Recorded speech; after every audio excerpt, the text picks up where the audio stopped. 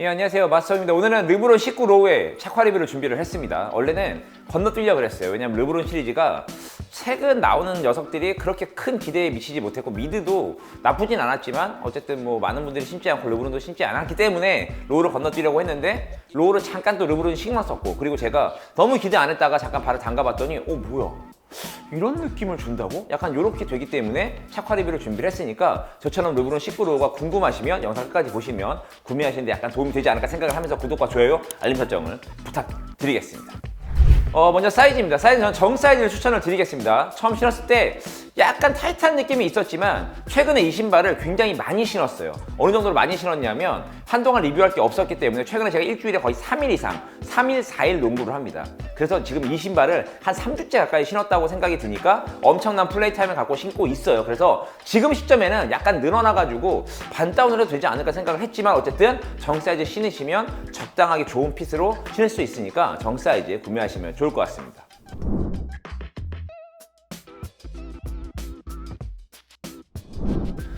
피팅입니다. 신발의 장점과 단점이 극명하게 한 번에 다 들어가 있는 어떤 피팅의 부분이에요. 발을 처음에 넣었을 때 얘는 신발 중심에 정확히 슈레이스 시스템이 있어을 그래서 신발을 딱 신으면 좌우가 거의 비슷한 비율의 넓기를 갖고 있을 만큼 좌우 대칭이 잘 되는 녀석들이고 이런 아이들의 장점이 뭐냐면 신발끈을 당겼을 때 이 발을 전반적으로 감싸는 피팅감이 굉장히 좋습니다. 신발끈도 굉장히 잘 당겨져요. 그래서 앞에서부터 촘촘히 뒤에까지 당길 수가 있고 그래서 앞쪽의 피팅감은 굉장히 좋고 또 앞쪽의 톱박스 부분을 또 한 번 또 하든처럼 덧대는 방식 같은 느낌으로 잡아주기 때문에 안정감도 굉장히 훌륭한데 이 힐컵 쪽에 이 피팅을 도대체 왜 이렇게 만들었는지 모르겠지만 굉장히 좀 허술합니다. 그래서 앞쪽의 느낌과 중간 쪽의 느낌의 피팅의 점수를 만약 준다 그러면 거의 8점을 줄 정도로도 좋았는데 지금 6점을 준 이유는 가장 큰 이유는 뭐냐면 뒤쪽에서 다 깎아 먹었어요. 그러니까 테이핑을 강하게 하고 저 같은 경우는 시합 때 테이핑을 무조건 강하게 하기 때문에 테이핑을 저처럼 강하게 하거나 아니면 뭐 잠수의 발목볼이라든가 여러 발목볼을 함께 하신다고 하시면 이런 어떤 공허한 느낌을 크게 느끼지 않고 전반적으로 좋은 피팅으로 그래도 부드럽게 뛸 수 있다고 생각을 하시겠지만 만약 보호대라든가 테이핑을 안 하게 된다 그러면 이쪽의 힐이 어쨌든 굉장히 지지력이 약하고 피팅 부분이 좀 떨어집니다.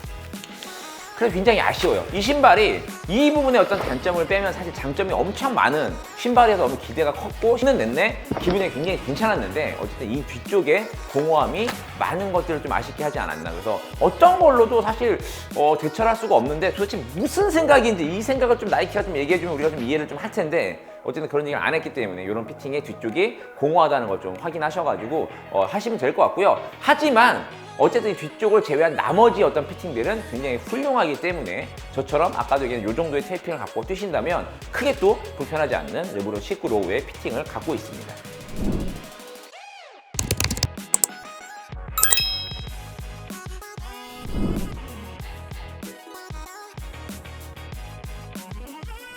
접지입니다. 미드도 그렇고 로우도 그렇고 어떻게 보면 쿠션이 르브론의 최대 장점이겠지만 저는 그거와 더불어 접지도 굉장히 큰 장점이라고 생각을 합니다. 밑에 쪽 패턴을 보면은 뭐 앞쪽에는 리액트라서 좀 전면적으로 당연히 이렇게 트랙션이 되어 있고 뒤쪽은 맥스 에어 때문에 약간 이게 주변 머리만 트랙션이 좀 있는 것처럼 느껴지는데도 불구하고 접지가 굉장히 괜찮아요. 그리고 아까 피팅에서 말을 다 못했는데 신발 자체가 미드할 때도 제가 그런 얘기를 많이 했습니다. 좀 오리발 같은 느낌. 지상고가 분명 높은데도 이게 좀 넓적한 느낌을 가져가다 보니까 신발을 딱 신었을 때 안정감이 좀 있습니다. 예전처럼 마냥 좁고 높으면 불안감이 더 많이 있을 텐데 높은 만큼 에어의 어떤 쿠션만큼 높이가 올라간 만큼 전반적인 신발의 세팅은 신었을 때 약간 넓적한 느낌이에요. 거기에다 피팅이 약간 힐컵 말고도 괜찮다 보니까 접지 면에서도 좀 많은 도움을 받을 수가 있고 이 지지력이 상당히 괜찮습니다. 어퍼의 지지력도 괜찮고 아까 얘기한 것처럼 베이스가 넓으니까 이 안정감이 괜찮아서 좌우로 많이 흔들어 댔을 때도 높이 때문에 불안하거나 이런 느낌이 전혀 없어요.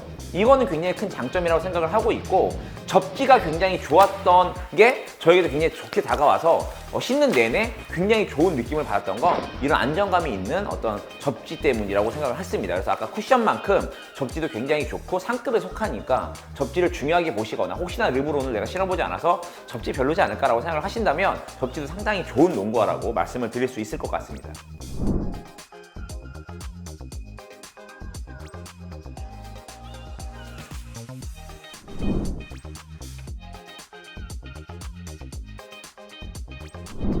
쿠션입니다. 앞쪽엔 리액트를 썼고요. 뒤쪽에는 맥스 쿠션을 사용을 했습니다. 이 조합이 나쁘다고 생각하진 않아요.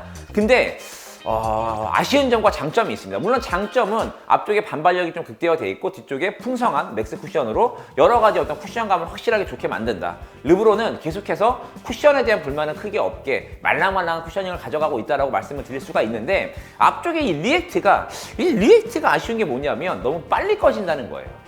제가 사이즈 때 얘기 드린 것처럼 이 농구화를 신고 지금 굉장히 많이 신고 열심히 뛰고 있습니다.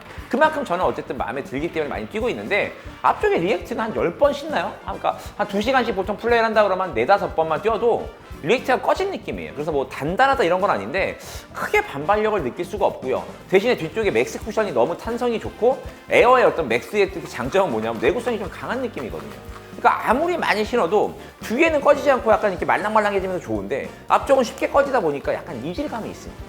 더군다나 이 신발은 유연합니다. 앞뒤가 약간 분리되는 느낌. 아시죠? 제 신발 딱 구겨가지고 이만큼 올라가는 그런 느낌들.